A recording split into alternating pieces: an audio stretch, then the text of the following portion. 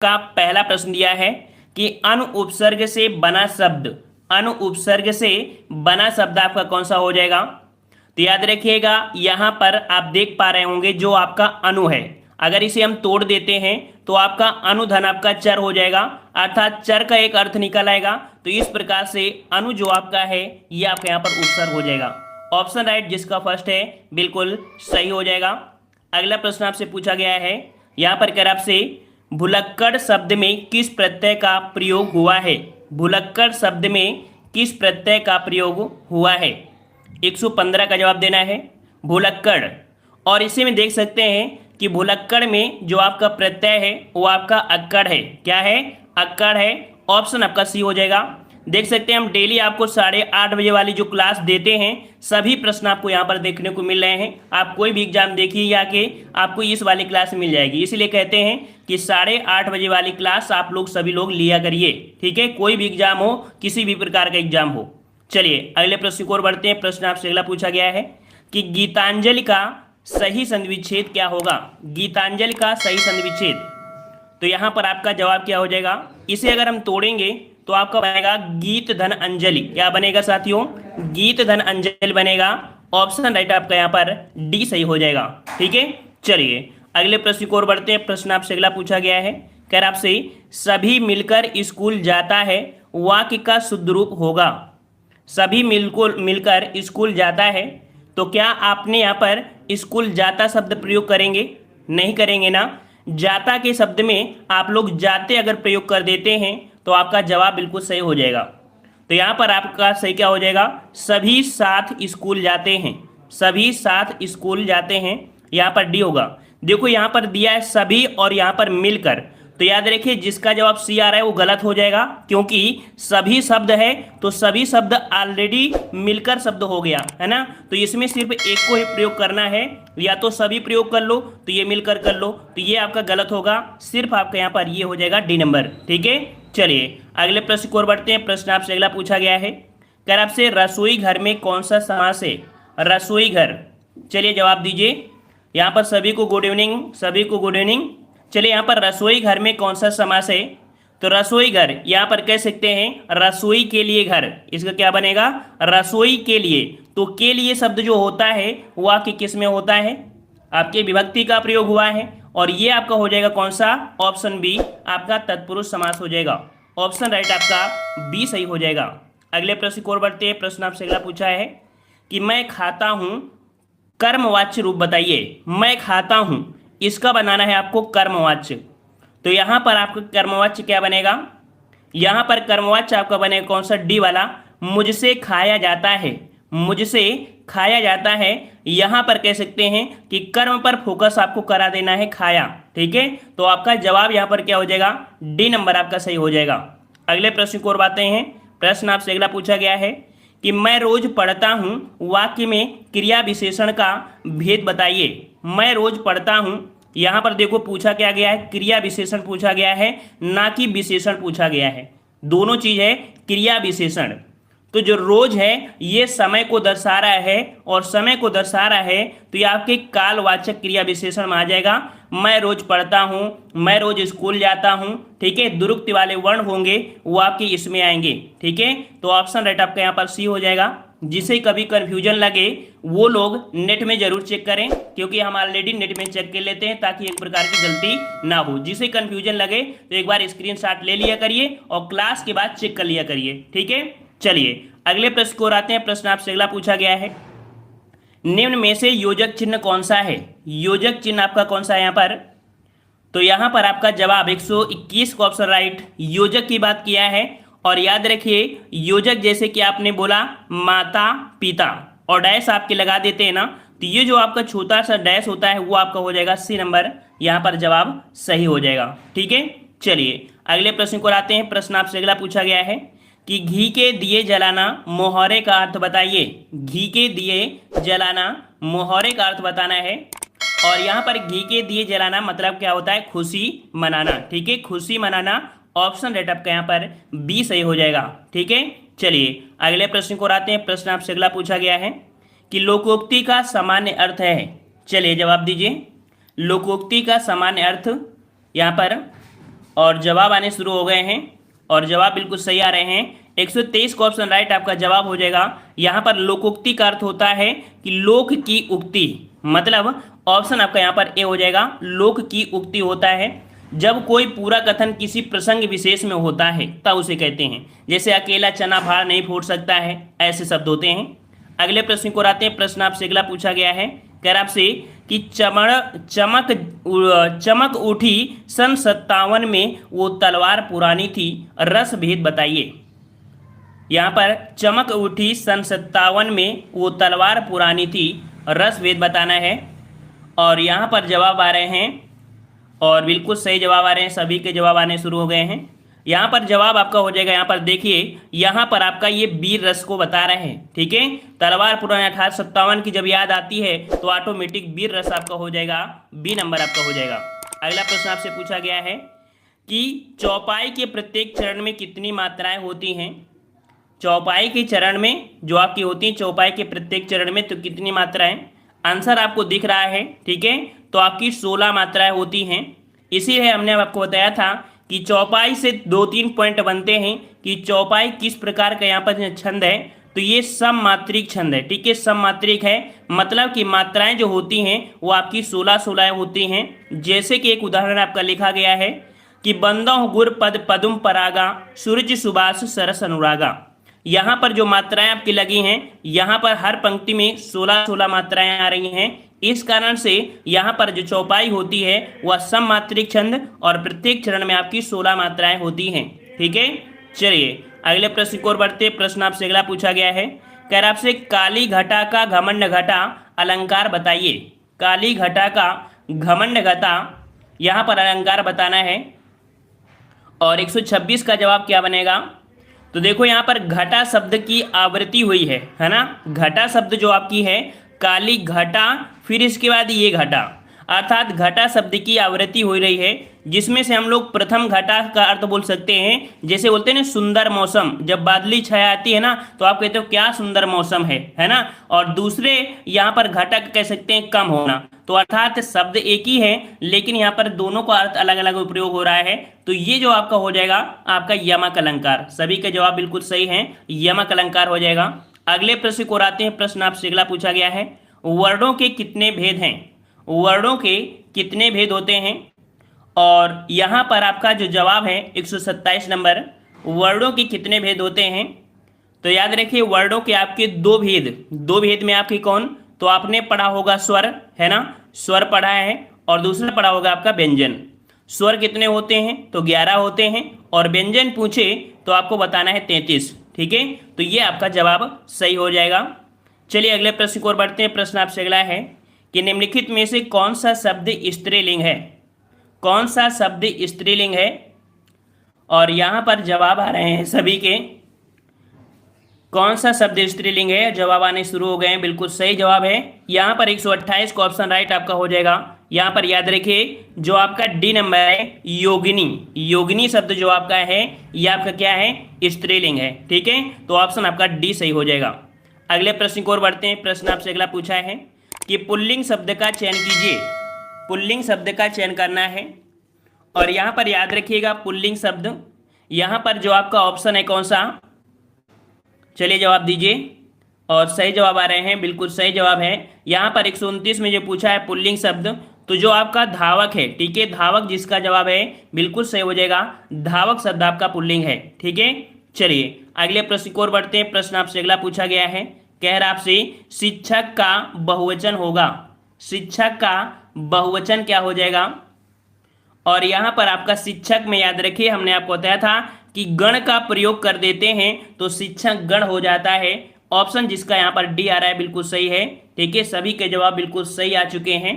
चलिए अगले प्रश्न को आते हैं। प्रश्न आपसे अगला पूछा गया है कि माँ ने बाजार से कपड़ा खरीदा, रेखांकित का कारक बताइए। माँ ने बाजार से कपड़ा खरीदा, रेखांकित का कारक बताइए। यहाँ पर देख सकते हैं कि आपका जो दिया गया है कपड़ा, है ना, कपड़ा शब्द आपका क्या हो जाएगा, यहाँ पर कपड़ा क्या है, कर्ता तो होगा नहीं, तो होगा क्या, ये कर्म का कार्य कर रहा है। किसका कार्य कर रहा है, कर्म का कार्य कर रहा है। ऑप्शन राइट आपका यहाँ पर जो आपका है सी नंबर आपका से हो जाएगा। ये कपड़ा क्या है, कर्म है, कोई चीज अब जब लाओगे तो कर्म ही तो कहलाएगा। यहां पर सिर्फ पूछा क्या गया है रेखांकित शब्द, और रेखांकित सिर्फ कपड़ा में है, से शब्द आपको जवाब क्यों दे रहे हैं, सिर्फ आपका सी हो जाएगा कर्म। ठीक है, और अगले प्रश्न की ओर बढ़ते हैं। प्रश्न आपसे अगला पूछा गया है, कह रहा है आपसे यहाँ पर कि यह मेरी पतंग है, रेखांकित का भेद बताइए। यह मेरी पतंग है, और देख सकते हैं अगर आपके पास कोई पतंग होगी तो आप बोलोगे कि ये मेरी पतंग है ना, मतलब कि निश्चय है कि ये आपकी ही पतंग है ना। तो जवाब यहाँ पर सभी के आने शुरू हो गए हैं, और बिल्कुल सही जवाब है ऑप्शन रेट आपका यहाँ पर जो ए है बिल्कुल सही हो जाएगा। ये आपका निश्चयवाचक सर्वनाम होता है, ए नंबर आपका सही हो जाएगा। अगले प्रश्न की ओर बढ़ते हैं। प्रश्न आपसे अगला पूछा है कि चर्चा शब्द से बना विशेषण कौन सा है। चर्चा शब्द से बना विशेषण आपका कौन सा है यहाँ पर, तो हमने आपको विशेषण विशेष बहुत ज़्यादा पढ़ाया है ना। यहाँ पर देख सकते हैं चर्चा से जो विशेषण बनाएंगे वो आपका चर्चित बनेगा। जवाब सभी के बिल्कुल सही है। यहाँ पर आपका 134 का ऑप्शन आपका क्या हो जाएगा, सी नंबर चर्चित हो जाएगा। चलिए अगले प्रश्न की ओर बढ़ते हैं। प्रश्न आपसे अगला पूछा गया है, कर आपसे धातु कहते हैं। धातु कहते हैं भाई, किसे कहते हैं यहाँ पर, और 135 का जवाब क्या बनेगा। चलिए जवाब दीजिए सभी लोग, और यहाँ पर जवाब आने शुरू हो गए हैं। और धातु कहते हैं किसे, तो ऑप्शन राइट आपका जवाब बिल्कुल सही जवाब आ रहा है। ऑप्शन आपका यहाँ पर हो जाएगा 135 में ए नंबर बिल्कुल सही है। क्रिया के मूल रूप को धातु कहते हैं। क्रिया के मूल रूप को धातु कहते हैं, याद रखिएगा। ठीक है, चलिए अगले प्रश्न की ओर बढ़ते हैं। प्रश्न आपसे अगला पूछा गया है, कह रहा आपसे भूतकाल के कितने भेद होते हैं। तो आप लोगों ने भूतकाल के भेद तो पढ़े होंगे, बिल्कुल सिंपल है, आंसर हमने दिखा भी दिया है ना। तो यहाँ पर आप देख सकते हैं भूतकाल के जो भेद होते हैं वो आपके 6 प्रकार होते हैं। कितने होते हैं, 6 प्रकार होते हैं। अब ये 6 प्रकार देख सकते हैं कि जैसे कि थोड़ी सी आप देखिए, सामान्य भूतकाल क्या होता है, जब वहाँ सीता गई, गई शब्द जो आपका होता है वो आपके यहाँ पर सामान्य भूत हो गया। आसन्न मतलब होता है आसन्न मतलब होता है समीप। समीप मतलब क्या होता है, सीता गई है मतलब बिल्कुल अभी अभी गई है। ठीक है, पूर्ण भूतकाल है सीता गई थी मतलब गई थी, यहाँ पर पहचान आपकी थी हो गई। अपूर्ण भूतकाल सीता जा रही थी मतलब अभी पहुंची है या नहीं पहुंची है, ये क्लियर इसमें से नहीं है। संदिग्ध में सीता गई होगी, गई होगी ये पता नहीं कि गई है कि नहीं गई है ना। और हेतु हेतु मत जो, यदि सीता जाती तो वह जाता, ये आपका कह सकते हैं हो जाएगा। तो इसका स्क्रीनशॉट ले लीजिए और एक नोट्स में लिख लीजिए, क्योंकि ये कंफ्यूज कर देते हैं। और जो चीज़ आपको हम बोल दें कि नोट्स बनाना है उसकी नोट्स आप बना लीजिए। ठीक है, चलिए अगले प्रश्न को आते हैं। प्रश्न आपसे अगला पूछा गया है, यहाँ पर आपसे कह रहा है कि तद्भव शब्द बने होते हैं। तद्भव शब्द बने होते हैं। देखो हिंदी अगर आप लोग हिंदी पढ़ते हैं तो इसकी हम गारंटी ले लेते हैं कि रेगुलर अगर क्लास लेते हैं तो आपको हिंदी में न ज़्यादा फोर्स पड़ेगा, और 100% है कि 50 प्रश्न का अगर एग्जाम देते हैं तो उसमें 45 प्लस 100% करके आएंगे। ठीक है, और जो लोग नए हैं वो सभी का हमारे चैनल पर वेलकम है, और वेलकम मोत ये कह सकते हैं इनका भी वेलकम है, कल भी हमारे चैनल में जुड़े थे। चलिए यहाँ पर तद्भव शब्द बने हैं। तद्भव शब्द आपके जो बने वो किससे बने हैं, यहाँ पर 137 का जवाब क्या बनेगा। तो याद रखिए कि जो आपके संस्कृत के बिगड़ैल शब्द, संस्कृत के जो बिगड़ैल शब्द होते हैं उनको हम लोग तद्भव शब्द कहते हैं। ठीक है, उनको हम लोग क्या बोलते हैं, तद्भव शब्द कहते हैं। तो इस प्रकार से यहाँ पर संस्कृत शब्दों के कुछ बदलाव से जो बने होते हैं उन्हें कहते हैं। ठीक है, ऑप्शन डी हो जाएगा। और टेस्ट पेपर में कह सकते हैं कि थोड़ा सा जो आपका था उसमें आपकी गलती है, जो बुक में अभी हो, जो भी आपके घर हो। ठीक है, इसका आपका डी होगा। अगले प्रश्न को आते हैं। प्रश्न आपसे अगला पूछा है कि तत्सम शब्द पहचानिए। तत्सम शब्द पहचानना है आपको, और यहाँ पर देख सकते हैं तत्सम शब्द जो आपका है कौन सा है। तो यहाँ पर जवाब आपका यहाँ पर हमने बताया था कि अगर रा उड़ा हो या इस प्रकार का रा उड़ा हो वो आपका इसी में आएगा। तो यहाँ पर आपको जो निद्रा है, निद्रा शब्द जो आपका है ये आपका तत्सम है। ठीक है, ये क्या है, तत्सम है। वहीं पर देख सकते हैं मोर, मोर तद्भव है। ठीक है, और ये भी तद्भव है, बंदर भी है ना। और मयूर हो जाता है, इसका अगर बनाएंगे तो मयूर हो जाएगा। कान का कर्ण हो जाता, वंदर का आपका वानर हो जाता है। ठीक है, चलिए अगले प्रश्न को आते हैं। प्रश्न आपसे अगला पूछा गया है, कह रहा आपसे कि पर्याय शब्दों का कौन सा समूह सही नहीं है। मतलब यहां पर कह सकते हैं कि जो आपके जोड़े हैं इनमें से पर्यायवाची कहीं ना कहीं आपकी गलती है, वो गलती आपकी कौन सी है। तो यहां पर आपका देख सकते हैं कि जो आपका पहला पॉइंट है, पाठशाला, विद्यालय और स्कूल, ये तो एक जैसे हैं। नारी, महिला, औरत, ये भी आपके कह सकते हैं एक दूसरे के पर्याय हैं। पहाड़, पर्वत और पुस्तक, देखिए पुस्तक आपके यहाँ पर मिल गया ना, अर्थात जिसका जवाब सी आ रहा है बिल्कुल सही हो जाएगा। ठीक है, चलिए अगले प्रश्न को और बढ़ते हैं। प्रश्न आपसे अगला पूछा गया है, कह रहा है इनमें से सही विलोम शब्द युग्म कौन सा है। सही विलोम शब्द युग्म कौन सा है, और बिल्कुल इजी देखने में ही लग रहा है, बिल्कुल बता सकते हैं आप लोग इसका सही जवाब क्या बनेगा। तो जवाब यहाँ पर आने शुरू हो गए हैं और यहाँ पर लगभग सभी के जवाब आ रहे हैं। ऑप्शन राइट आपका यहाँ पर आदान का प्रदान। ठीक है, आदान का प्रदान हो जाएगा, ए नंबर आपका यहाँ पर सही हो जाएगा। अगले प्रश्न की ओर बढ़ते हैं। प्रश्न आपसे अगला पूछा गया है, कह रहा आपसे और शब्द के अनेकार्थी शब्द समूह का चयन कीजिए। और शब्द के समानार्थी जो अनेकार्थी यहाँ पर दिया है, माफ करिए, अनेकार्थी मतलब और के कई भी आपके अर्थ होते हैं। तो यहाँ पर आपके और के अनेकार्थी शब्द समूह कौन से हैं, चलिए जवाब दीजिए यहाँ पर। और जवाब यहाँ पर आ रहे हैं और बिल्कुल सही हैं। यहाँ पर 141 का ऑप्शन राइट आपका जवाब बिल्कुल सही है। देखिए और का मतलब दूसरा हो गया, और तथा ये शब्द आपके हो जाएंगे बी नंबर, इसको भी आप नोट कर लीजिएगा। ठीक है, तो इस प्रकार से बी नंबर जिसका है बिल्कुल सही है। और अगले प्रश्न की ओर बढ़ते हैं। प्रश्न आपसे अगला पूछा गया है कि जो काम करना कठिन हो, जो काम करना कठिन हो वाक्यांश के लिए एक शब्द बताना है। याद रखिए, जो काम करना कठिन हो इसके लिए क्या बोलते हैं, चलिए जवाब दीजिए यहाँ पर। और जवाब यहाँ पर आने शुरू हो गए हैं, बिल्कुल सही जवाब है 142 का ऑप्शन राइट आपका यहाँ पर आपका क्या हो जाएगा, जो काम करना कठिन है। तो यहाँ पर देखो, कठिन तो हम बोल नहीं सकते हैं, असंभव भी नहीं कह सकते, इसे दुष्कर शब्द बोला जाता है। नोट करिएगा इस प्रश्न को कि जो काम करना कठिन हो उसके लिए हम दुष्कर शब्द प्रयोग करते हैं। ठीक है, दुष्कर का प्रयोग करते हैं, याद रखिएगा। अगले प्रश्न की ओर बढ़ते हैं। प्रश्न आपसे अगला पूछा गया है, कह रहा आपसे कि पक्षी पेड़ों पर अपना बनाते हैं, सही शब्द आपको भरना है। पक्षी पेड़ों पर अपना बनाते हैं, तो यहाँ पर आपको पता है कि जो पक्षी होते हैं वो घोंसला बनाते हैं। क्या बनाते हैं, घोंसला बनाते हैं। और यहाँ पर कह सकते हैं घोंसला बनाते हैं। अब यहाँ पर ऑप्शन में आपका घोंसला तो दिया नहीं गया है ना, घोंसला तो नहीं दिया गया है, तो इसे हम गलत भी नहीं कह सकते हैं, क्योंकि घोंसला का एक अर्थ और होता है नीड। क्या होता है, नीड होता है। तो ऑप्शन जिसका सी आ रहा है बिल्कुल सही है, क्योंकि नीड का अर्थ ही घोंसला होता है। यहाँ पर आपका भरा जाएगा नीड। समझ में आ रहा होगा, सभी को समझ में आ रहा है ना।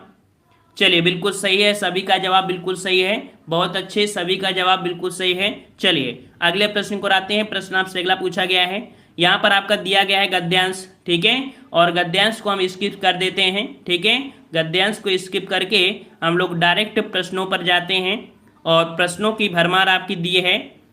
तो यहाँ पर आपका देख सकते हैं कि प्रश्न दिया है, जयद्रथ वध किसकी रचना है। जयद्रथ वध किसकी रचना है, यहाँ पर 149 का जवाब देना है। हमने सब कुछ आपको करवा दिया है, बिल्कुल से ये समझिए कि आपका रिवीजन होता है। कोई भी एग्जाम दीजिएगा आपको लगेगा कि हम देव सर का पेपर यहाँ पर सॉल्व कर रहे हैं। ठीक है, बिल्कुल ऐसा ही पेपर आपको मिलता है हमेशा, इसीलिए कहते हैं कि रात 8:30 बजे वाली क्लास जरूर लिया करिए हमेशा। ठीक है, तो यहाँ पर आपका 149 का जवाब बिल्कुल सभी का सही आ रहा है। ऑप्शन आपका यहाँ पर हो जाएगा जयद्रथ वध आपकी है मैथिली शरण गुप्त की है। ठीक है, किसकी है, मैथिली शरण गुप्त की है। ऑप्शन आपका बी सही हो जाएगा। अगले प्रश्न को आते हैं। प्रश्न आपसे अगला पूछा गया है कि अतीत के चलचित्र किसकी रचना है। अतीत के चलचित्र किसकी रचना है, 150 का जवाब देना है। और 150 का जवाब क्या बनेगा आपका, अतीत के चलचित्र, याद रखिएगा बिल्कुल सही जवाब है। यहाँ पर ऑप्शन राइट आपका हो जाएगा कौन सा, महादेवी वर्मा। अतीत के चलचित्र किसके है, महादेवी वर्मा का है। ऑप्शन राइट आपका यहाँ पर ए सही हो जाएगा। ठीक है, और यहाँ पर कह सकते हैं ये रहे आपके हिंदी के प्रश्न। अब आपको यहाँ पर जीके देखना है कि किस प्रकार के जीके प्रश्न आता है, और हमने आपको बताया एक पॉइंट नोट कर लीजिएगा।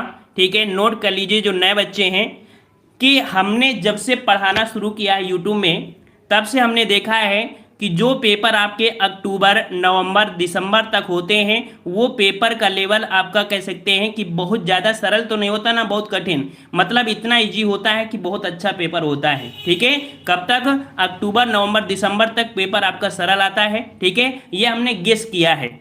और जैसे ही आप जनवरी, फरवरी क्रॉस कर जाते हैं, मार्च, अप्रैल में पहुंचते हैं, तो पेपर का लेवल थोड़ा सा टफ हो जाता है। ठीक है, तो आपसे किस्मत यही रहेगी कि कोई पेपर मिले तो लगभग इसी में मिले। ठीक है, चलिए जीएस का पेपर हम लोग सॉल्व करते हैं। यहां पर आपसे कह रहा है, ने अधिग्रहित चरित्र की विरासत के सिद्धांत को प्रतिपादित किया था। ये सिद्धांत जो दिया है वो आपकी किसने दिया है? तो जीन बैटिस्ट लैमार्क ने दिया है। लैमार्क से बात करें तो याद रखिए 1809 में अधिग्रहित चरित्र की विरासता अर्थात उपाधि लक्षणों की यह आपका सिद्धांत दिया था। ठीक है, कुछ क्वेश्चन तो आपको मिलेंगे ही नए प्रकार के। ठीक है, एक दो क्वेश्चन। अगला है रिबूटिंग इंडिया, जो कि दिया गया है, रियलाइजिंग ए बिलियंस स्पेशंस नामक पुस्तक के लेखक आपके कौन से हैं? ये जो पुस्तक आपकी है, याद रखिएगा, ये आपके नंदन नीलेकणी की है। ऑप्शन आपका बी हो जाएगा, नंदन नीलेकणी की आपकी पुस्तक है। और अगले प्रश्न को आते हैं। प्रश्न आपसे अगला पूछा गया है जिसका जवाब आप आसानी से दे सकते हैं, और यहां पर दे सकते हैं, हाँ, पूर्ण रूप से जीएसटी की सिफारिश द्वारा की गई थी। यहां पर देखो जीएसटी से बात किया है, और जीएसटी की जो सिफारिश हुई थी वो आपकी सिफारिश की समिति के द्वारा आपकी की गई थी। यहां पर आपका जवाब सही क्या बनेगा? इसका जवाब तो सभी लोग आसानी से आप दे सकते हैं ना, तो जवाब यहां पर आपका हो जाएगा जो आपकी विजय केलकर स्टॉक फोर्स थी। ठीक है, विजय केलकर स्टॉक फोर्स, यहां पर जवाब आपका जो जीएसटी है ये एक प्रकार का अप्रत्यक्ष कर है, जो कि 1 जुलाई, ठीक है, कब से लागू हुआ था? 1 जुलाई 2017 से जीएसटी पूरे भारत में आपका लग गया था। तो ऑप्शन आपका यहाँ पर बी सही हो जाएगा। ठीक है, चलिए अगले प्रश्न को आते हैं। प्रश्न आपसे अगला पूछा गया है, कह रहा आपसे, भारत का पहला साइबर पुलिस स्टेशन स्थापित किया गया था। भारत का पहला साइबर पुलिस स्टेशन स्थापित किया गया था। चलिए बहुत अच्छे जवाब यहां पर आ रहे हैं, पहले से ही तैयारी काफ़ी अच्छी है, शाबाश। चलिए यहां पर सभी के जवाब लगभग आ रहे हैं, और याद रखिए 4 का ऑप्शन राइट आपका सी हो जाएगा। भारत का पहला साइबर पुलिस स्टेशन आपके कहां पर? तो आपके बंगलुरु। ठीक है, कहां पर? आपके बंगलुरु में है, याद रखिएगा। ठीक है, और यहां पर कह सकते हैं कि इसकी जो आपकी स्थापना है, स्थापना से संबंधित पॉइंट याद रखिए कि इसकी स्थापना सूचना प्रौद्योगिकी मंत्रालय के अधीन सन 2000 में किया गया था। ठीक है, ये पीडीएफ आपको टेलीग्राम पे मिल जाएगा क्योंकि इसमें डिस्क्राइब है, और उचित वाली जो पीडीएफ होती है हम आपको हमेशा प्रोवाइड कर देते हैं। उचित का मतलब होता है जो हमें लगता है कि पीडीएफ की आपको जरूरत है। यहां पर आपका दिया है अगला क्वेश्चन कि एशियाई खेल 2018 में महिला 3000 मीटर बाधा दौड़ प्रतियोगिता में रजत पदक विजेता सुधा सिंह उत्तर प्रदेश के किस जिले से संबंधित हैं? यहां पर आपका जवाब सही क्या हो जाएगा? 5 का जवाब। और यहां पर देख सकते हैं आए हुए आपके प्रश्न है, सॉल्व पेपर है, तो जवाब यहां पर 5 का क्या हो जाएगा? ऑप्शन राइट आपका यहां पर हो जाएगा सी नंबर।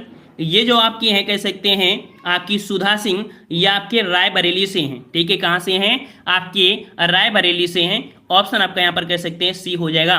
ठीक है, तो यहां पर अगले प्रश्न को बढ़ते हैं।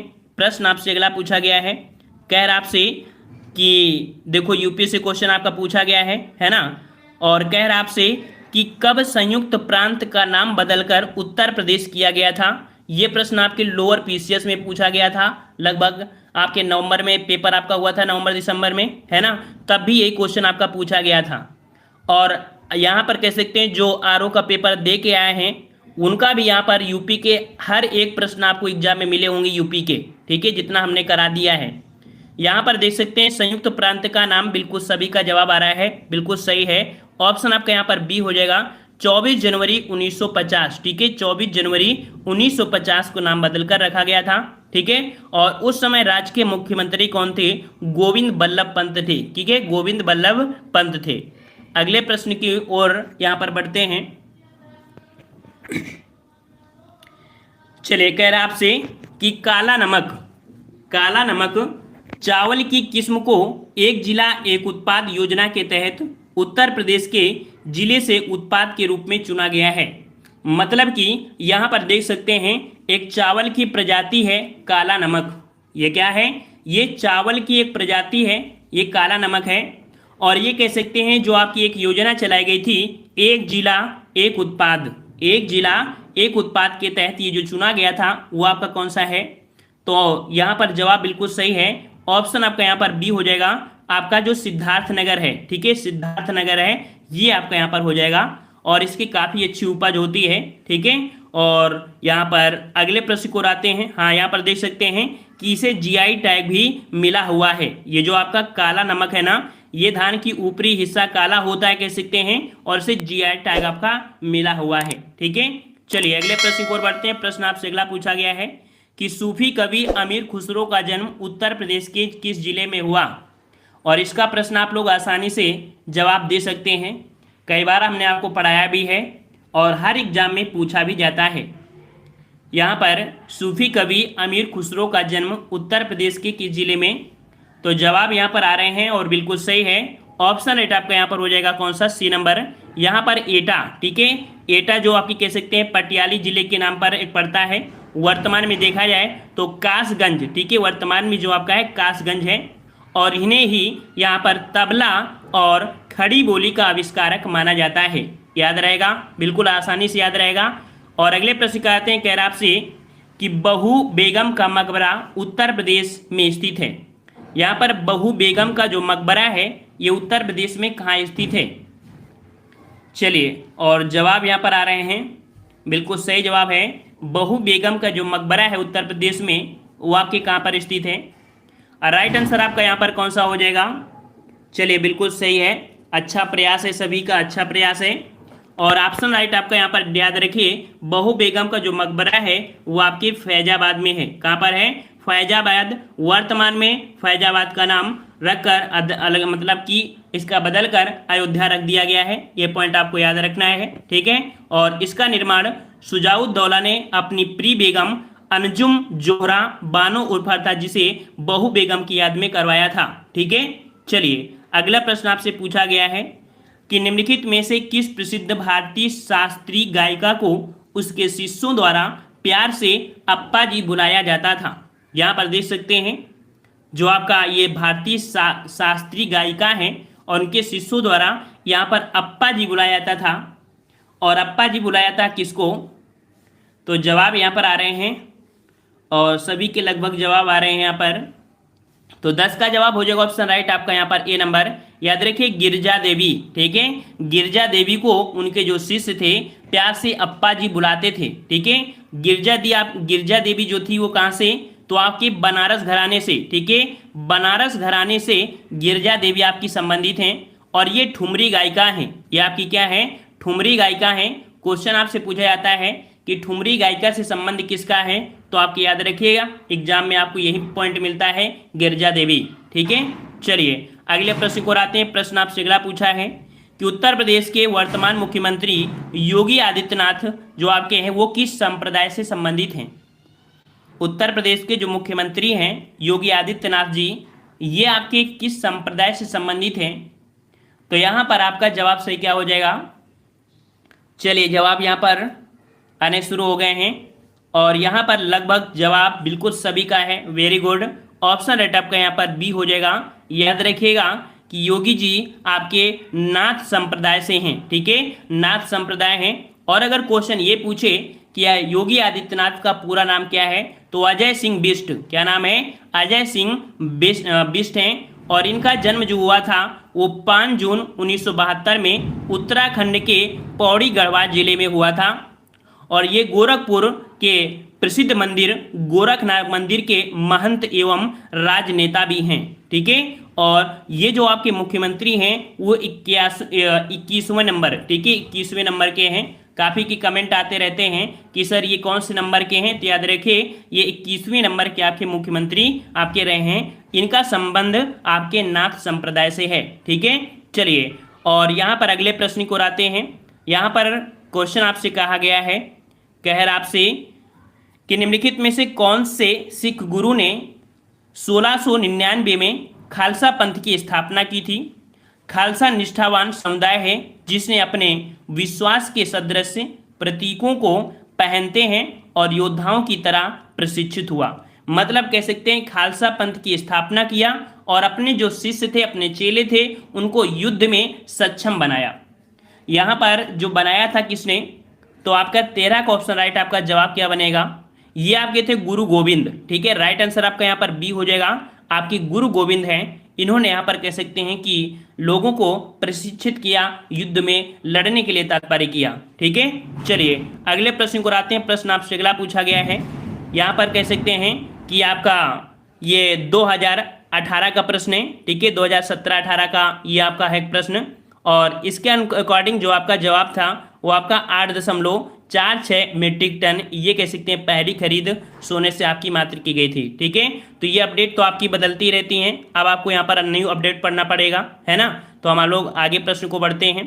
कह रहा आपसे कि किस सिख गुरु ने सिख विवाह समारोह की शुरुआत आनंद कारज के नाम से की थी। मतलब यहाँ पर कह सकते हैं कि जो आपके सिखों में एक विवाह होता है उसे कहा जाता है आनंद कारज, और आनंद कारज के नाम से जो शुरुआत किया था ये किसने किया था, तो ये आपके थे गुरु अमरदास। ठीक है, ऑप्शन राइट आपका यहाँ पर बी हो जाएगा, गुरु अमरदास ये है आपके, तो आपका याद रहेगा। ठीक है, ये कह सकते हैं कि सिखों का विवाह समारोह होती है और इसकी शुरुआत आनंद कारज के नाम से की जाती है। ठीक है, चलिए अगले प्रश्न को आते हैं। प्रश्न आपसे अगला पूछा गया है, कह रहा आपसे कि सांख्यिकी और कार्यक्रम कार्यान्वयन मंत्रालय द्वारा 2016-17 के लिए दिए गए बागवानी आंकड़ों के अनुसार सबसे बड़ा फल उत्पादक भारतीय राज्य कौन सा है। यहाँ पर सबसे बड़ा फल उत्पादक राज्य का हमने यहाँ पर आज अपडेट आपको कह सकते हैं कि टेलीग्राम पे डाल दिया है, तो ये अपडेट आप देख लीजिएगा, नोट्स बना लीजिएगा इसका। ठीक है, तो इसके अकॉर्डिंग जो आपका था वो आपका कौन सा था 2016-17 में, तो आपका आंध्र प्रदेश था। ठीक है, और अगले प्रश्न को आते हैं। प्रश्न आपसे अगला पूछा गया है, यहाँ पर 2017-18 के दौरान व्यापार के घाटे जो आपके राशि हैं वो आपकी कौन थी, तो डी नंबर। ये भी प्रश्न आपका ओल्ड है ना, तो यहाँ पर हम लोग ओल्ड पेपर ही देख रहे हैं, तो इसको हम आगे बढ़ाते हैं, क्योंकि जो आपकी स्किप करने लायक है उन्हें कर सकते हैं, लेकिन हमको देखना है कि पेपर का लेवल कैसा आता है। हमें क्या देखना है कि पेपर का लेवल कैसा आता है, उसी के अकॉर्डिंग हमें तैयारी करना है। और हम पहले पेपर आपको दिखा देते हैं कि किस प्रकार का पेपर आता है, उसी के अकॉर्डिंग आपकी तैयारी कराते हैं। यही कारण है कि कम वीडियो में आपको ज़्यादा से ज़्यादा नंबर आपको मिल जाते हैं, क्योंकि हम लेवल के हिसाब से चलते हैं जो आपकी एग्जाम में होगा। ठीक है, यहाँ पर आपका देख सकते हैं कौन सा कथन सही है, तो काफ़ी बच्चों का जवाब आ चुका है। यहाँ पर जवाब जो आपका बी है, 1975 में आपातकाल के समय इंदिरा गांधी भारत की प्रधानमंत्री थी। ऑप्शन यहाँ पर आपका बी सही हो जाएगा। याद रखिए यहाँ पर राष्ट्रपति कौन थे इस समय, तो राष्ट्रपति थे आपके फखरुद्दीन अली अहमद। ठीक है, फखरुद्दीन अली अहमद इस समय आपके राष्ट्रपति थे। अगला प्रश्न आपसे पूछा गया है, निम्नलिखित में से कौन सा सही मिलान है। ये क्वेश्चन आज आपकी एग्जाम में आया था, जो आरओ का पेपर देने गए थे। याद रखिए ये प्रश्न आपका इसी प्रकार से यही क्वेश्चन आपका आया था। ठीक है, और 19 का जवाब आपको बताना है, सही का मिलान करना है, सही का मिलान करना है। और याद रखिए सही मिलान आपका कौन सा हो जाएगा, तो भाषण और अभिव्यक्ति की स्वतंत्रता, ये वाला आपका सी है, क्योंकि जो आपका 19 का बी होता है वो होता है सभा और सम्मेलन करने की स्वतंत्रता। जो अनुच्छेद 19 का सी होता है तो संगठन या संघ बनाने की स्वतंत्रता होती है। अनुच्छेद जो आपका 19 का ई होता है निवास की स्वतंत्रता होती है, और अनुच्छेद 19 का जी होता है वह आजीविका और आदि की स्वतंत्रता होती है। ठीक है, तो इस प्रकार से यहाँ पर आपका सी हो जाएगा। अगले प्रश्न को और बढ़ते हैं। प्रश्न आपसे अगला पूछा गया है कि निम्न से कौन सा प्रश्न गलत है, कौन सा प्रश्न गलत आपका दिया गया है, और यहाँ पर जवाब क्या हो जाएगा 20 नंबर में। तो जवाब यहाँ पर आपका याद रखिएगा कि पहला पॉइंट है कि राज्यपाल राष्ट्रपति द्वारा नियुक्त किया जाता है, ये तो पॉइंट आपका बिल्कुल सही है। राष्ट्रपति के प्रसाद पर्यंत राज्यपाल कार्य रहता है, ये भी सही है। तीसरा आपका दिया है कि राज्यपाल राष्ट्रपति को अपना त्यागपत्र सौंपता है, ये भी पॉइंट सही है। और यहाँ पर गलती क्या है कि 30 वर्ष की आयु का व्यक्ति राज्यपाल बन सकता है, तो यहाँ पर सभी का पॉइंट कह सकते हैं बिल्कुल सही आया था पहले से ही, क्योंकि राज्यपाल बनने की उम्र आपकी कितनी होती है, न्यूनतम 35 वर्ष होती है। इस कारण से डी नंबर आपका यहाँ पर गलत हो जाएगा। ठीक है, अगले प्रश्न की ओर बढ़ते हैं। प्रश्न आपसे अगला पूछा गया है कि भारत के केंद्रीय रेल मंत्री को सलाह पर द्वारा नियुक्त किया जाता है। भारत के केंद्रीय मंत्री जो आपके हैं रेल मंत्री को जो नियुक्त किया जाता है वो किसकी सलाह पर नियुक्त किया जाता है? तो यहाँ पर आपका जवाब क्या हो जाएगा? तो याद रखिएगा कि ये जो आपकी सलाह होती है वो आपकी प्रधानमंत्री से सलाह होती है और राष्ट्रपति इसमें नियुक्ति करते हैं। क्या करते हैं? प्रधानमंत्री से सलाह लेते हैं और राष्ट्रपति नियुक्ति करते हैं। तो ऑप्शन आपका यहाँ पर 21 का फर्स्ट आपका सही हो जाएगा, याद रखिएगा। ठीक है, चलिए अगले प्रश्न को आते हैं। प्रश्न आपसे अगला पूछा गया है, क्या है आपसे यहाँ पर कि निम्न में से कौन सा सही है? निम्न में से कौन सा सही है? तो यहाँ पर देखते हैं पहला पॉइंट आपका कह रहा आपसे कि जाकिर हुसैन भारत के पहले मुस्लिम राष्ट्रपति थे। क्या ये बात सही है? क्या ये बात सही है? तो बिल्कुल बात सही है कि डॉक्टर जाकिर हुसैन भारत के पहले मुस्लिम राष्ट्रपति थे। ये बिल्कुल आपके सही हैं। इनका कार्यकाल देख सकते हैं, जो कार्यकाल इनका जुड़ा है वो आपका इस प्रकार से है। तो इसका भी आप कह सकते हैं स्क्रीनशॉट ले लीजिए, ठीक है। और बाद में ये कह सकते हैं आप बुक से एक क्रमांक को अच्छी तरीके से रट लीजिए। आपने पॉलिटी को पूरा पढ़ लिया होगा, लेकिन हमें उम्मीद है कि आपने अनुसूचियाँ सही से नहीं पढ़ा होगा, भाग सही से नहीं पढ़ा होगा, भाषा पूर्वोत्तर भागों के जो भाग हैं आपके उनको नहीं पढ़ा होगा, है ना। जो कार्यकाल है राष्ट्रपति उनको नहीं पढ़ा होगा, जो प्रधानमंत्री कार्यकाल है उनको नहीं पढ़ा होगा। ऐसी क्वेश्चन आपने नहीं पढ़े होंगे, इनका आप नोट्स जरूर बनाइए, इनको पढ़िए। जो आपने नहीं पढ़ा है उनको पढ़ लीजिए, क्योंकि एग्जाम के समय वही प्रश्न आपको टफ लगते हैं और आप छोड़ देते हैं, ठीक है। चलिए यहाँ पर अगले प्रश्न को आते हैं। कह रहा आपसे कि निम्न में से कौन सी जॉर्डन की राजधानी है? कौन सी जॉर्डन की राजधानी है? तो 23 का जवाब क्या बनेगा आपका? तो जवाब यहाँ पर आपका 23 का हो जाएगा। यहाँ पर जॉर्डन की राजधानी आपकी अम्मान क्या है आपकी? तो ऑप्शन आपका डी हो जाएगा। जॉर्डन की राजधानी अम्मान है, ठीक है। यहाँ की मुद्रा की बात करें तो जॉर्डन दिनार है यहाँ की मुद्रा, ठीक है। दिनार काफी महंगी मुद्रा होती है, याद रखिएगा, ठीक है। चलिए अगले प्रश्न को बढ़ते हैं। प्रश्न आपसे अगला है, कह रहा आपसे निम्नलिखित में से कौन सी मंगोलिया की मुद्रा है? कौन सी मंगोलिया की मुद्रा है? हमने पूरा शेड्यूल बना के रख लिया है कि क्या क्या आपको पढ़ना है एग्जाम में, है ना, कैसे आपको पढ़ाई करना है, वर्ल्ड ज्योग्राफी में कैसे पढ़ना है, वर्ल्ड ज्योग्राफी में कौन से पॉइंट ज़्यादा आते हैं, सबके हमने यहाँ पर बना के रख लिया है। अभी हम टेलीग्राम पे भेज देंगे, उसी के अकॉर्डिंग आपको तैयारी करना है। यहाँ पर देख सकते हैं मंगोलिया की मुद्रा जो आपकी है वो आपकी है तुगरीक। क्या है आपकी? तुगरीक है, ठीक है। और वहीं पर राजधानी की बात करें तो आपकी उलान बटोर, ठीक है। क्या है? उलान बटोर, ये आपकी मंगोलिया की कह सकते हैं मुद्रा है, ठीक है। और अगले प्रश्न की ओर बढ़ते हैं। प्रश्न आपसे अगला है, कह रहा आपसे कि एशिया में तीसरा सबसे अधिक आबादी वाला देश कौन सा है? एशिया में तीसरा सबसे अधिक आबादी वाला जो आपका देश है वो आपका कौन सा है? तो जवाब यहाँ पर आपका क्या हो जाएगा सही? तो देखिए पहला स्थान आपका चीन का रहता है, ये तो आपको पता है ना। भारत आपका दूसरे स्थान पर रहता है, ये भी आपको पता है। अब तीसरी की बात करें तो तीसरा आपका क्या हो जाएगा? तीसरा यहाँ पर इंडोनेशिया।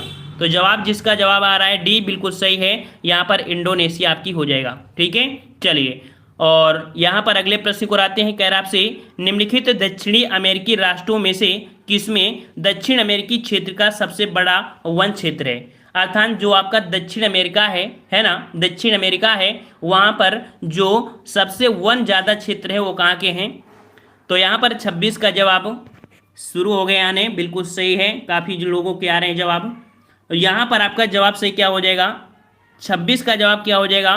तो याद रखिए जो आपका ब्राज़ील है, ठीक है, ब्राज़ील। तो ब्राज़ील में आपने नाम भी सुना होगा। यहाँ पर आपके जो आपके वन हैं, यहाँ के वनों को प्रकृति का फेफड़े के नाम से जाना जाता है, क्योंकि लगभग 23% जो आपकी ऑक्सीजन होती है वो यहीं के जंगलों से मिलती है। 20 से 23% आपकी यहीं के जंगलों से मिल जाती है, ठीक है। चलिए अगले प्रश्न को आते हैं। प्रश्न आपसे अगला पूछा गया है कि निम्नलिखित में से प्रायद्वीपीय भारत की सबसे बड़ी नदी कौन सी है? चलिए 27 का जवाब देना है। निम्नलिखित में से प्रायद्वीपीय भारत की सबसे बड़ी नदी कौन सी आपकी है? और यहाँ पर देख सकते हैं सबसे बड़ी जो आपकी नदी है वो आपकी कौन सी?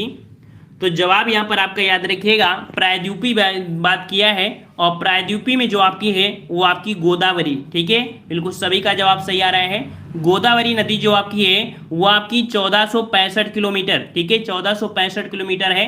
ये महाराष्ट्र के नासिक जिले के त्रयंबक नामक पठार से निकलती है। ठीक है, तो इस प्रकार से ऑप्शन आपका बी हो जाएगा। ठीक है, चलिए अदर पॉइंट जो आपके हैं वो आपके यहाँ पर है, इनका स्क्रीनशॉट आप ले सकते हैं।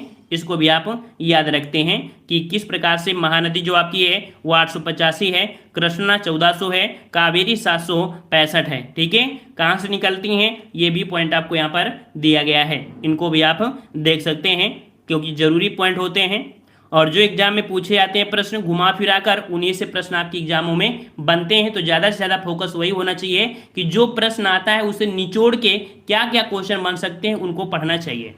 यहाँ पर दिया है संयुक्त राष्ट्र द्वारा मानव अधिकारों के सार्वभौमिक घोषणा को चिन्हित करने के लिए हर वर्ष किस तिथि को अंतर्राष्ट्रीय मानव अधिकार दिवस माना जाता है। हमेशा से प्रश्न आपका पूछा जाता है और सभी का जवाब यहाँ पर बिल्कुल सही है। यहाँ पर आपका जवाब आपका हो जाएगा यहाँ पर 10 दिसंबर। ठीक है, 10 दिसंबर को अंतर्राष्ट्रीय मानवाधिकार दिवस आपका मनाया जाता है। अगला प्रश्न आपसे पूछा गया है, यहाँ पर देख सकते हैं कि जुलाई 2018 में अमरनाथ मंदिर की तीर्थ यात्रा करने वाले व्यक्तियों की सहायता के लिए सीआरपीएफ द्वारा शुरू किए गए मोबाइल सहायता केंद्र का नाम क्या है। यहाँ पर आप देख सकते हैं कि जो आपका पूछा गया था, ऐसे प्रश्न आपके एग्जाम में भी पूछा गया था, तो याद रखिएगा ये जो आपका था वो आपका कौन सा था। तो जवाब यहाँ पर आ रहे हैं बिल्कुल सही है, ऑप्शन बी हो जाएगा, साथ ही साथ निभाना, है ना। साथ ही साथ अर्थात आपका यहाँ पर बी नंबर साथ ही ऐप का मोबाइल ऐप का यहाँ पर केंद्र का कह सकते हैं कि सहायता केंद्र का नाम रखा गया था। ठीक है, अगला प्रश्न आपसे पूछा गया है कि अगले 7 वर्षों के लिए निम्नलिखित देशों में से किसके साथ भारत ने अक्टूबर 2016 में अपनी व्यापार संधि को नवीकृत कर दिया है। तो यहाँ पर याद रखिए, यहाँ पर अगले 7 वर्षों के लिए था, तो ये आपका ओल्ड पेपर जरूर है लेकिन ये 2016 की बात है, 7 वर्षों की बात किया है, तो ये क्वेश्चन आपका हमेशा कह सकते हैं 7 वर्षों तक बना रह सकता है। जवाब आपका यहाँ पर सी हो जाएगा आपका नेपाल। ठीक है, नेपाल यहाँ पर आपका जवाब सही हो जाएगा। अगले प्रश्न को आते हैं। प्रश्न आपसे अगला है कि एशियाई खेल 2018 में पदक तालिका में शीर्ष रहने वाले चीन के कितने स्वर्ण पदक जीते हैं। यहाँ पर देख सकते हैं एशियाई खेलों से आपके क्वेश्चन बन रहे हैं और राष्ट्रमंडल खेल, एशियाई खेल, है ना, टूर्नामेंट जो होते हैं इनको आपको याद रखना है। यहाँ पर 31 का ऑप्शन आपका क्या बनेगा, 31 का ऑप्शन आपका हो जाएगा यहाँ पर डी नंबर, आपकी 132 यहाँ पर कह सकते हैं कि इन्होंने स्वर्ण पदक आपके जीते थे। चीन जीता था 132, जापान 75 स्वर्ण पदक, दक्षिण कोरिया 49 और इंडोनेशिया 31 स्वर्ण पदक जीता था। ठीक है, याद रखिए करंट अफेयर जो आपकी RO में जो आपका पेपर आपका कह सकते हैं अभी हुआ है ना, उसमें करंट अफेयर 2016 का भी ये क्वेश्चन था। तो ऐसा नहीं है कि क्वेश्चन पिछले नहीं पूछे जा सकते हैं, पिछले भी क्वेश्चन 1-2 क्वेश्चन आपके करंट के पूछे जा सकते हैं, याद रखिएगा। ठीक है, हम पहले आपको यहाँ पर सतर्क कर दे रहे हैं। अगले है अंतर्राष्ट्रीय न्यायालय किस देश में स्थित है। तो यहाँ पर आपका जवाब यहाँ पर द हेग आ रहा है और सही जवाब है यहाँ पर जो नीदरलैंड है, नीदरलैंड में जो जगह पड़ती है द हेग, वो आपका हो जाएगा। यहाँ से क्वेश्चन आपका क्या बनता है कि स्थापना कब हुई थी। तो 18 अप्रैल 1946 को इसकी आपकी स्थापना हुई थी। मुख्यालय आपके द हेग में है जो कि नीदरलैंड की राजधानी क्या है, तो एम्स्टर्डम है। ये पॉइंट आपको याद रहेगा। चलिए अगला प्रश्न है, कह रहा आपसे पेड़ पौधों में निषेचन के बाद अंडाशय परिपक्व होता है। पेड़ पौधों में जो निषेचन होता है, निषेचन के बाद जो अंडा होता है ना, अंडाशय में परिवर्तित होता है क्या। तो यहाँ पर आपका जवाब क्या बनेगा, तो डी हो जाएगा। भाई अंडाशय होता है तो अंडाशय के बाद क्या बनेगा, भाई फल ही तो बनेगा ना, तो यहाँ पर ऑप्शन आपका डी हो जाएगा। ठीक है, डी नंबर आपका सही हो जाएगा। अगला प्रश्न आपसे पूछा गया है, कह रहा आपसे यहाँ पर कि क्षतिग्रस्त CFL, ठीक है, क्षतिग्रस्त CFL और फ्लोरेंस ट्यूबों का निपटान सुरक्षित रूप से किया जाना चाहिए क्योंकि इनमें वाष्प होती है जो स्वभाव से जहरीली होती है। मतलब पूछा गया है कि जो आपके CFL होते हैं और जो आपके यहाँ पर जो आपकी फ्लोरेंस ट्यूब होती है उनके अंदर जो गैस होती है, कौन सी गैस भरी जाती है, कौन सी गैस भरी जाती है। तो यहाँ पर 34 का जवाब क्या हो जाएगा, 34 का जवाब याद रखिएगा कि इसमें जो आपकी होती है जो एक देखो उसमें अदर तो होती है लेकिन पारा जो होता है वो आपकी दिक्कत कर देता है, पारा जो होता है वो आपको दिक्कत कर देता है। जैसे गाड़ियां चलती है ना, तो उसमें से क्या होता है, शीशा होता है जो कि आपके दमे का बीमारी कर देता है, अर्थात व्यक्ति को सांस की बीमारी हो जाती है। ठीक है, जो पॉल्यूशन आपका ज्यादा बढ़ता है तब। ठीक है, तो इस प्रकार से हो जाएगा। और यहाँ पर कह सकते हैं अगला पॉइंट आपका दिया, हाँ यहाँ पर देखो दिया है कि पारा से मिनीमाता रोग आपका उत्पन्न हो जाता है, जो स्वभाव को आपको बहुत ही दिक्कत करता है। अगला प्रश्न आपका है कि पौधे में पानी और पोषक तत्वों के परिवहन के लिए संवहनी ऊतक को क्या कहते हैं। जो आपके पेड़ पौधे होते हैं, तो पेड़ पौधों में पानी ले जाने की क्रिया और उसमें से पोषक तत्वों के ले जाने की जो क्रिया होती है वो किसके माध्यम से होती है। तो ये जो माध्यम होता है वो जाइलम होता है। क्या होता है, जाइलम होता है, जिसे हम लोग हिंदी में, शुद्ध हिंदी में एधा कहते हैं। जो आपका पेड़ होता है उसके बीच में जो आपकी मोटी सी शाखा कह सकते जाती है, उसे हम लोग जाइलम या एधा कह सकते हैं। ठीक है, अगले प्रश्न को आते हैं। प्रश्न आपसे अगला पूछा गया है कि निम्नलिखित विकल्पों में से पुनरुत्पादक बीज उत्पादन पौधे का नाम चुने। निम्नलिखित विकल्पों में से पुनरुत्पादक बीज उत्पादक पौधे का नाम चुनना है। और यहाँ पर आपका जवाब सही क्या हो जाएगा, बिल्कुल यहाँ पर क्लास खत्म होने वाली भी है, तो याद रखिएगा ये पुनरुत्पादक बीज उत्पादन पौधे का नाम जो आपका है वो आपका सी है। यहाँ पर आलू, ठीक है, आलू है जिसे पुनरुत्पादक यहाँ पर कह सकते हैं। ठीक है, और यहाँ पर आपका जो क्वेश्चन आपका है कि किसी भी प्राकृतिक कच्चे माल पौधे या जानवर से, ठीक है, किसी भी प्राकृतिक कच्चे माल चाहे वो पौधा हो या आपका जानवर हो के बिना बनाया गया एक मानव निर्मित फाइबर या कोयले पानी हवा से तैयार किया गया था, यह पहला पूर्ण सिंथेटिक फाइबर। सिंपल सी बात कह सकते हैं कि पहला फाइबर आपको बताना है जो पूर्णतः आपका सिंथेटिक फाइबर था। इसका नाम क्या है, तो इसका नाम आपका है नायलॉन। ठीक है, नायलॉन। काफ़ी चीज़ होता है कि डायरेक्ट हम लोग इसे हिंदी में कह सकते हैं, सरल भाषा में पढ़ सकते हैं। यहाँ पर आपका दिया है विश्व हिंदी दिवस को मनाया जाता है। तो जीएस में क्वेश्चन आपका पूछा गया था विश्व हिंदी दिवस, बिल्कुल इजी क्वेश्चन आपका है और जवाब बिल्कुल सही है। यहाँ पर आपका जवाब हो जाएगा 38 का ऑप्शन राइट आपका। यहाँ पर देखिए विश्व हिंदी दिवस पूछा गया है, विश्व हिंदी। ठीक है, विश्व हिंदी की बात किया है। विश्व हिंदी जो आपका होता है वो 10 जनवरी को होता है। याद रखिए कि विश्व हिंदी दिवस जो आपका होता है वो 10 जनवरी, ठीक है।